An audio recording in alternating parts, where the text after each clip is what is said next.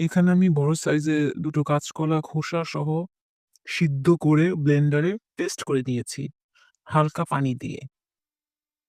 তেলটা একটু গরম হয়ে আসলে এটার মধ্যে আমি পেঁয়াজ কুচি দিয়ে দেব ১/২ কাপের মতো। পেঁয়াজটা এই তো হালকা ব্রাউন কালার হয়ে এসেছে।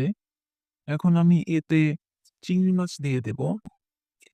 এখন পেঁয়াজ এবং চিংড়ি মাছগুলো হালকা লাল হয়ে গেছে।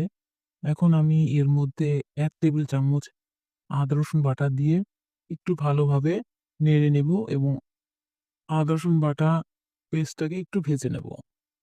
এখন বলতে চাই সবার কাছে অনুরোধ রইলো, যদি ভিডিওটি ভালো লাগে অবশ্যই একটা লাইক করে দিবেন এবং সাবস্ক্রাইব করে পাশে থাকবেন। তাই এই গ্যাসটা যাতে না বের হয় তার জন্য মসলা দেওয়ার আগে পেঁয়াজের মধ্যে যদি একটু পানি দিয়ে তারপরে মসলাগুলি দেন, তাহলে মসলার যে গ্যাসটা উঠে সেটা আর উঠবে না। আপনি বুঝতেও পারবেন না মসলাগুলো দেওয়া হয়েছে। এখন আমি এই মসলাটার ভিতরে হালকা একটু পানি দিয়ে ভালোভাবে কষিয়ে নেব। এখন এই মসলাটা ভালোভাবে কষানো হয়ে গেছে। এখন এর মধ্যে আমি যে কাঁচকলার খোসাসহ পেস্টটা করে রেখেছি তার সম্পূর্ণটা দিয়ে দেব এবং পরিমাণ মতো লবণ দিয়ে ভালোভাবে নেড়ে এটাকে মিশিয়ে নেব এবং কষাতে থাকবো। এটার মধ্যে এক্সট্রা কোনো পানি ব্যবহার করব না। কারণ এভাবে কষাতে, কষাতেই সম্পূর্ণ মিশ্রণটা আপনার ড্রাই হয়ে যাবে এবং একটা আঠালো ভাব তৈরি হবে।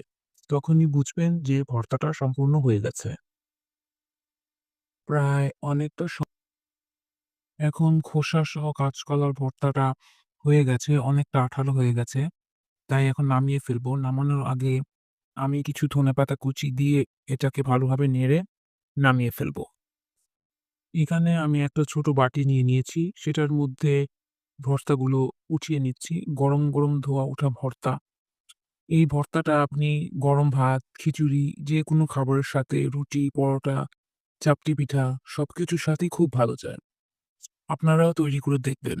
আপনাদের কাছে কেমন লেগেছে আমাকে অবশ্যই জানাবেন। ভর্তাটা বা আমার অন্য কোনো রেসিপি তৈরি করার সময় যদি কোনো সমস্যা হয়, আমাকে অবশ্যই জানাবেন। আমার এই চ্যানেলে সব ধরনের রান্নার রেসিপি পাবেন। আমার চ্যানেলে প্রবেশ করে প্লে লিস্টে আমি সবগুলো রান্নার আলাদা, আলাদা ক্যাটেগরি সাজিয়ে রেখেছি। আশা করি আপনাদের ভালো লাগবে। আজ এ পর্যন্তই। নেক্সট দেখা হবে অন্য কোনো ভিডিওতে। সে পর্যন্ত ভালো থাকবেন, সুস্থ থাকবেন, অবশ্যই নিরাপদে থাকবেন। আল্লাহ হাফেজ।